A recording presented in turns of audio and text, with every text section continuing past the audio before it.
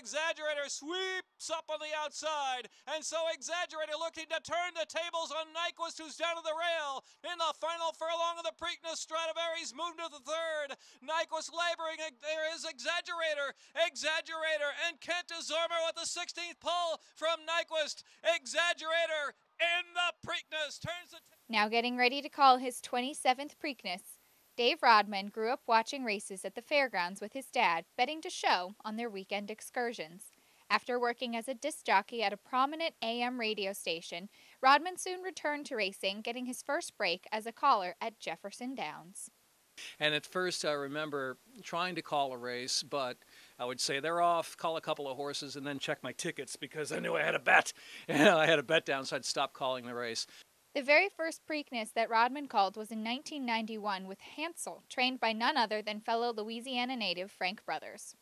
His horse won the first Preakness I called, Hansel.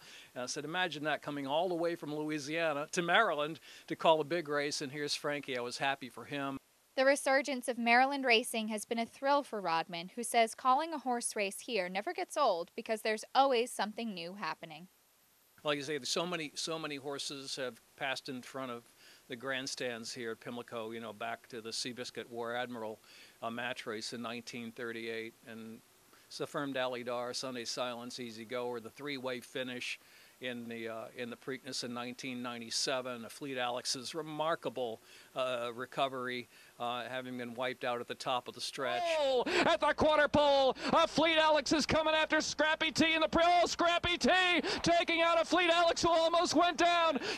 Smarty Jones bringing half of Philadelphia down here, and of course American Pharaoh. American Pharaoh, a true American phenom. American Pharaoh, phenomenal in the Preakness, led all the way. Pharaoh finally, after a long time in the booth, got to be a part of a Triple Crown on that very, very rainy day when you could hardly see anything. Probably the most nervous I've been for any race call.